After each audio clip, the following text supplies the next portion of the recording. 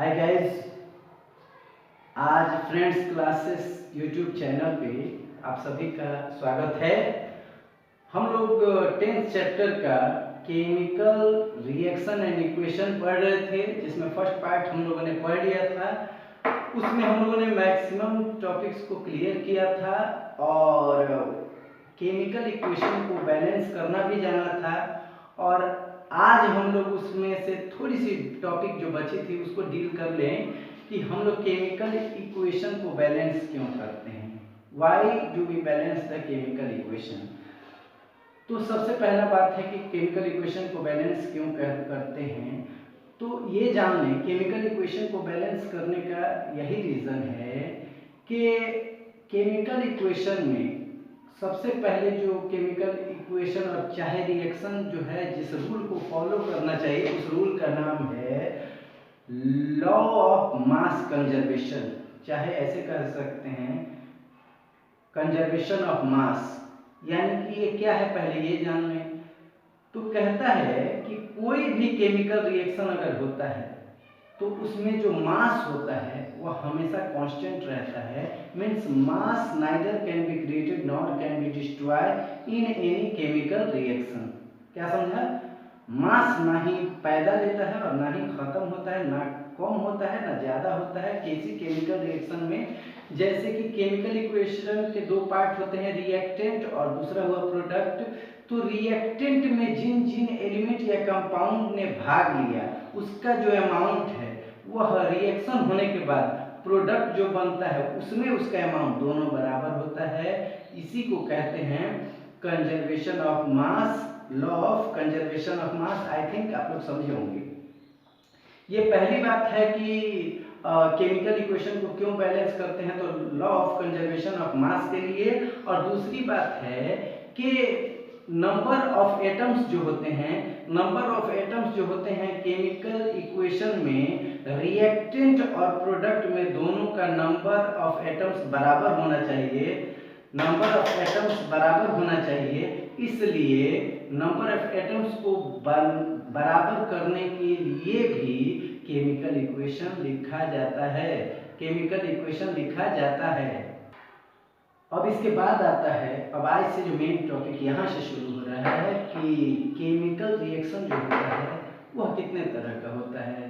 तो chemical reaction के types को हमें पढ़ना, means types of chemical reaction. तो केमिकल रिएक्शन का जो पहला टाइप होता है उसका नाम है, सबसे पहला जो केमिकल रिएक्शन का टाइप है उसे कहते हैं कॉम्बिनेशन केमिकल रिएक्शन।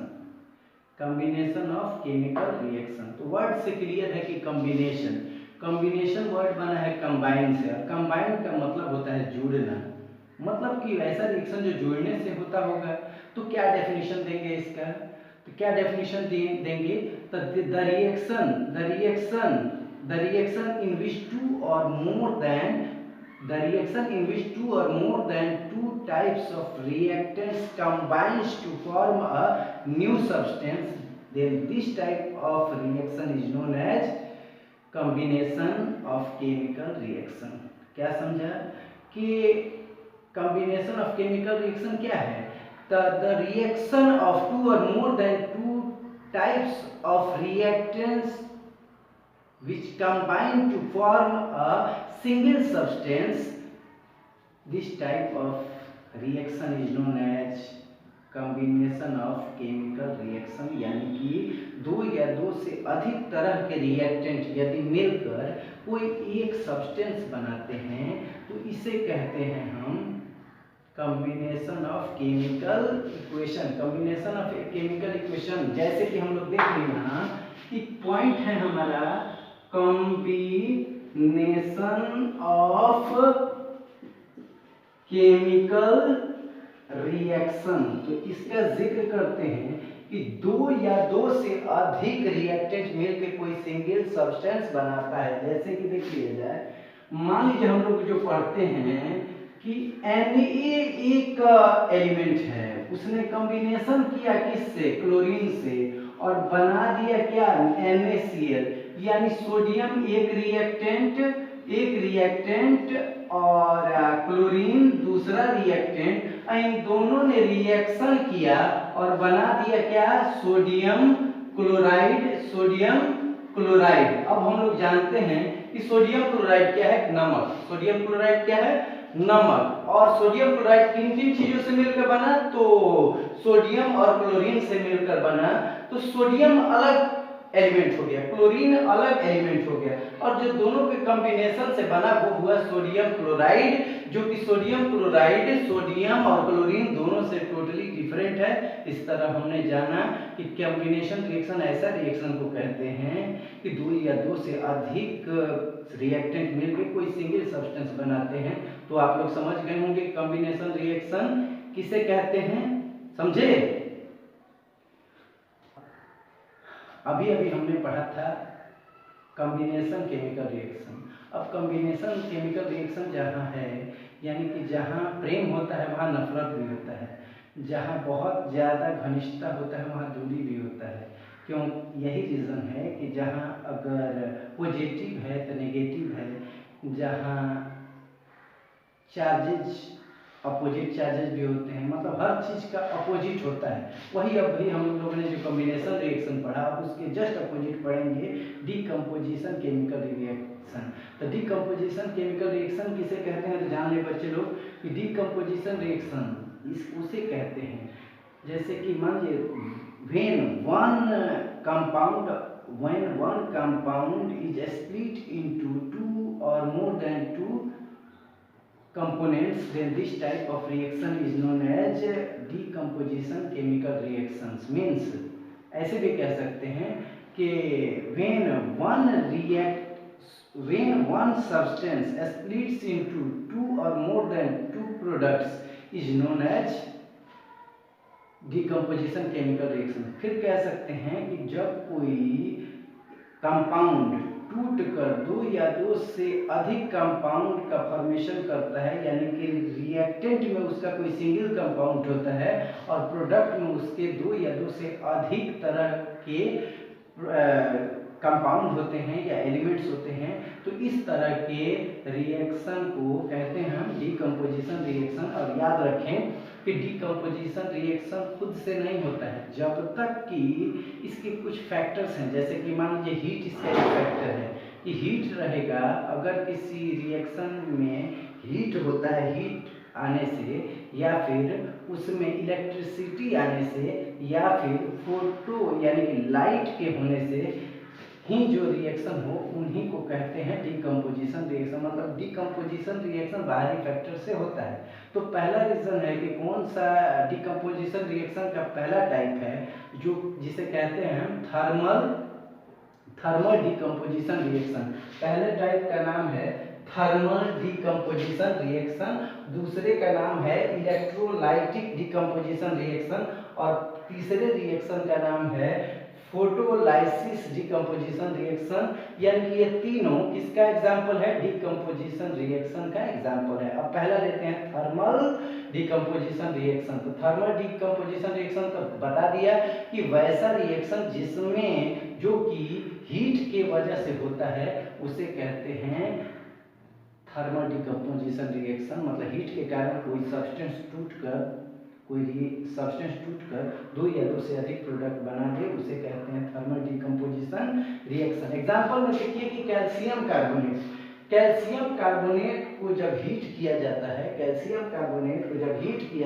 है तो वो किसमें बदल जाता है, तो कैल्शियम ऑक्साइड और कार्बन डाइऑक्साइड में बदल जाता है। This is the example of thermal decomposition reaction. तो थर्मल डीकम्पोजिशन रिएक्शन आप लोग जान गए।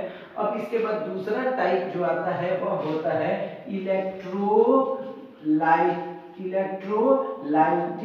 Decomposition reaction. तो इलेक्ट्रोलाइटिक डीकम्पोजिशन रिएक्शन किसे कहते हैं, तो बस वही सेम चीज, यानी कि डीकम्पोजिशन रिएक्शन का टाइप है जिसमें यह रिएक्शन जो होता है वह इलेक्ट्रिसिटी के इन्वॉल्व होने से होता है। इलेक्ट्रिसिटी अगर इन्वॉल्व नहीं होगा तो ये होगा नहीं। एग्जांपल में आइए, आपने सब लोगों ने वाटर देखा होगा, H2O को जब हम लोग चाहें कि किसी फिजिकल मेथड से इसके कंपोनेंट में बांट दें तो ये नहीं बटेगा। तो इसको बांटने के लिए हम लोग इसमें क्या प्रोवाइड करते हैं। तो इलेक्ट्रिसिटी जब इसमें प्रोवाइड करते हैं तो यह अपने कंपोनेंट H2 और O2 में बदल जाता है। H2 और O2 में बदल जाता है, यानी H2 O2 में बदला किसके कारण? तो इलेक्ट्रिसिटी के कारण। इसलिए इस तरह के डिकम्पोजिशन रिएक्शन को हम लोग क्या कहते हैं? इस तरह के डिकम्पोजिशन रिएक्शन को कहते हैं इलेक्ट्रोलाइटिक डिकम्पोजिशन रिएक्शन। और अब लास्ट पॉइंट आता है डिकम्पोजिशन रिएक्शन का, वो है फोटोलाइसिस डिकम्पोजिशन रिएक्शन। वर्ड देखें, फोटोलाइसिस डिकम्पोजिशन रिएक्शन। वर्ड तो क्लियर है, फोटोलाइसिस डिकम्पोजिशन रिएक्शन। सबको पता है कि फोटो मीन्स क्या होता है? लाइट। तो अब इसका एग्जांपल हम लोग देखें तो यदि हम लोग एग्जांपल देखें तो सिल्वर क्लोराइड, नाम सुना है ना, सिल्वर क्लोराइड। सिल्वर क्लोराइड को जब हम लाइट में लाते हैं, मतलब सोडियम क्लोराइड को जब धूप में रखते हैं सनलाइट के प्रेजेंस में, लाइट का मतलब क्या हुआ? सनलाइट के प्रेजेंस में रखते हैं, तो ये सोडियम सिल्वर और क्लोरीन में तब्दील हो जाता है, सिल्वर और क्लोरीन में टूट जाता है। यानी कि सिल्वर क्लोराइड को जब सनलाइट के प्रेजेंस में रिएक्शन कराते हैं तो यह स्प्लिट होकर सिल्वर और क्लोरीन आयन में तब्दील हो जाता है, बदल जाता है। इसी को कहते हैं फोटोलाइसिस डिकम्पोजिशन रिएक्शन। और फोटोलाइसिस डिकम्पोजिशन रिएक्शन हुआ, लेकिन अब कोई क्वेश्चन पूछे कि फोटोलाइसिस डिकम्पोजिशन रिएक्शन का इस्तेमाल कहाँ होता है, तो ब्लैक एंड व्हाइट जो फोटो पहले बनते थे, ब्लैक एंड व्हाइट फोटोग्राफी में इसी फोटोलाइसिस डिकम्पोजिशन रिएक्शन का इस्तेमाल होता है। अब इसके बाद हम लोग को तीसरा जो पॉइंट पढ़ना है वो पॉइंट है हमारा डिस्प्लेसमेंट केमिकल रिएक्शन। तो डिस्प्लेसमेंट केमिकल रिएक्शन किसे कहते हैं? तो वर्ड क्लियर है, डिस्प्लेसमेंट। आप लोगों ने देखा होगा कि दो आदमी, जैसे कि मान लीजिए कोई एक लड़का दूसरे लड़के का दोस्त होता है और दूसरा, दोनों में बहुत गहरी दोस्ती है, लेकिन तब तक उनके बीच कोई तीसरा स्मार्ट लड़का आ जाता है, तो जो पहला होता है वह सोचता है कि हम मजबूत के पास चले जाएं। ये ऐसा होता है, यानी कि मजबूत वाला आदमी कमजोर वाले आदमी से उसके साथी को छीन लेता है, ऐसा होता है। इसी तरह का रिएक्शन केमिकल रिएक्शन में भी होता है। जैसे कि मान लीजिए कि कोई रिएक्शन हो रहा है, उसमें कोई एलिमेंट मोर एक्टिव होता है, कोई एलिमेंट लेस एक्टिव होता है, तो वहाँ किसी रिएक्शन में मोर रिएक्टिव एलिमेंट के द्वारा किसी लेस रिएक्टिव एलिमेंट को डिस्प्लेस कर देना, उसके प्लेस को हटा देना कहलाता है डिस्प्लेसमेंट केमिकल रिएक्शन। चलिए एग्जांपल देखते हैं। क्या डेफिनेशन दिए थे हम लोग? The reaction in which less reactive element is displaced by more reactive element is called displacement chemical reaction. Example देखिए कि फेरस यानी कि आयरन रिएक्शन किससे किया? कॉपर सल्फेट से। फेरस रिएक्शन किया कॉपर सल्फेट से, तो कॉपर सल्फेट से कॉपर को फेरस ने अलग कर दिया। इन दोनों के कॉम्बिनेशन को कहा तुम सही नहीं हो, हम ज्यादा मजबूत हैं, हम रहेंगे। यानी कि फेरस मोर रिएक्टिव एलिमेंट है, तो मोर रिएक्टिव एलिमेंट है और कॉपर लेस रिएक्टिव एलिमेंट है, तो कॉपर को फेरस ने क्या कहा? तुम साइड ले लो, तुम्हारी जरूरत नहीं है, और सल्फेट के साथ हम शादी रचाएंगे। इस तरह फेरस ने कॉपर सल्फेट से रिएक्शन करके इस कॉपर सल्फेट के सॉल्यूशन से कॉपर को साइड कर दिया, और इस फेरस ने सल्फेट के साथ कॉम्बिनेशन करके इसको फेरस सल्फेट बना दिया, और साइड किसे कर दिया? कॉपर को। कॉपर क्या हो गया? यहाँ डिस्प्लेस हो गया। कॉपर क्या हो गया? डिस्प्लेस हो गया। किसके द्वारा? फेरस के द्वारा। कॉपर किसके द्वारा डिस्प्लेस हो गया? Copper is displaced by ferrous. Copper is displaced by ferrous. Why? Because ferrous is more reactive element. Ferrous is more reactive element. Example और देख लें, जैसे कि Zn का रिएक्शन हुआ CuSO4 से, फिर Zn का रिएक्शन हो रहा है कॉपर सल्फेट से, रिएक्शन हुआ, और जब ये रिएक्शन हुआ तो Zn मोर रिएक्टिव एलिमेंट है। Zn मोर रिएक्टिव एलिमेंट है, तो Zn ने किसके साथ कॉम्बिनेशन कर दिया? सल्फेट के साथ कॉम्बिनेशन कर दिया। किसको साइड कर दिया? तो यहाँ Cu को फिर साइड कर दे रहा है और Zn कॉम्बिनेशन किससे कर रहा है, सल्फेट से, तो जिंक सल्फेट बना दे रहा है। यहाँ हम लोग क्या देखे कि यहाँ more reactive element less reactive element को साइड कर देता है, डिस्प्लेस कर देता है।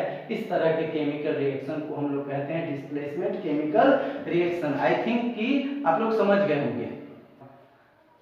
अभी हम लोगों ने पढ़ा था डिस्प्लेसमेंट केमिकल रिएक्शन, जहां हम कोई किसी कंपाउंड से एक सब्सटेंस डिस्प्लेस होकर दूसरे कंपाउंड के साथ कंबाइन होता था और एक डिस्प्लेस होता था, मोर रिएक्टिव एलिमेंट डिस्प्लेस करता था लेस रिएक्टिव एलिमेंट को। अब हमको पढ़ना है डिस्प्लेसमेंट, यहाँ भी होना है लेकिन एक नहीं बल्कि दोनों का दो का रिप्लेसमेंट होना है। अब इसके बाद तो वो रिप्लेसमेंट वहाँ मोर रिएक्टिव एलिमेंट के द्वारा लेस रिएक्टिव एलिमेंट को डिस्प्लेस किया गया था, लेकिन अब यहाँ दूसरी बात है। अब यहाँ ऐसा रिएक्शन है जिसमें म्यूचुअल आपसी कॉम्बिनेशन के साथ दोनों एलिमेंट अपने अपने सहूलियत के अनुसार अपने अपने पार्टनर को चेंज कर लेते हैं और दोनों स्टेबल कंपाउंड बनाते हैं। तो इस तरह के कॉम्बिनेशन, इस तरह के इक्वेशन को, इस तरह के केमिकल इक्वेशन को डबल डिस्प्लेसमेंट रिएक्शन कहते हैं। अब इसका कैसे, इसका डेफिनेशन कैसे देंगे, तो the reaction in which new compounds are form by mutual exchange of ion. The reaction in which new compounds are formed by mutual exchange of ion between two compounds। दो कंपाउंड्स के बीच उनके mutual exchange of ion के जरिए जो reaction होता है, जो chemical reaction होता है, उसी केमिकल रिएक्शन को डबल डिस्प्लेसमेंट रिएक्शन कहते हैं। फिर से जान लें, डिस्प्लेसमेंट रिएक्शन में मोर रिएक्टिव एलिमेंट के द्वारा लेस रिएक्टिव एलिमेंट को डिस्प्लेस किया गया था, लेकिन यहाँ म्यूचुअल एक्सचेंज ऑफ आयन के कारण, मतलब आपसी प्रेम के साथ इन दोनों ने अपने अपने पार्टनर को चुना, इसलिए इसे कहा डबल डिस्प्लेसमेंट केमिकल रिएक्शन। एक एग्जांपल देखते हैं कि सोडियम सल्फेट जो है, सोडियम सल्फेट AQ लिखने का मतलब ये सोडियम सल्फेट है जो एक्वस सॉल्यूशन है। तो सोडियम सल्फेट के एक्वस सॉल्यूशन को बेरियम क्लोराइड के एक्वस सॉल्यूशन से हम लोगों ने क्या किया, रिएक्शन कराया। तो यहाँ क्या क्या मिला हमको, एक तरफ है सोडियम, दूसरे तरफ एक में है सोडियम और सल्फेट, दूसरे में है बेरियम और क्लोरीन। यही चार हमको मिला, सोडियम, सल्फेट, बेरियम और क्लोराइड, ये चार है। और इसी चारों को, पहले ये दोनों साथ थे, सोडियम और सल्फेट, दूसरी पारी में बेरियम और क्लोरीन साथ थे, दोनों रिएक्टेंट हैं। तो सोडियम और सल्फेट का साथ था, बेरियम और क्लोरीन का साथ था। लेकिन जब रिएक्शन हुआ तो सोडियम ने कहा कि हम खुश हैं क्लोरीन के साथ, सोडियम ने कहा हम खुश रह सकते हैं क्लोरीन के साथ, और बेरियम ने कहा कि हम खुश रह सकते हैं सल्फेट के साथ। सोडियम ने कहा कि I am happy with chlorine और वहीं बेरियम ने कहा I am happy with sulphate. आप लोगों ने समझा, यहाँ क्या हुआ कि दोनों के बीच में म्यूचुअल अंडरस्टैंडिंग हुई और इसी म्यूचुअल अंडरस्टैंडिंग और म्यूचुअल एक्सचेंज ऑफ आयन के कारण ही ये रिएक्शन हुआ, मींस डबल डिस्प्लेसमेंट रिएक्शन। अब यहाँ क्यों हुआ, क्योंकि ध्यान दें बाबू, बेरियम के पास, यहाँ देखें, बेरियम के पास डबल इलेक्ट्रॉन है डोनेट करने के लिए, वहीं क्लोरीन के पास एक है। तो चूंकि क्लोरीन 2 है, इसलिए 2 क्लोरीन का नेगेटिव आयन, 2 क्लोरीन बेरियम के 2 पॉजिटिव आयन को सेटिस्फाई कर रहा है। इसीलिए इस तरह के रिएक्शन को हम लोग कहते हैं double displacement reaction. Double displacement reaction किसे कहा, आप लोग को समझ में आया होगा।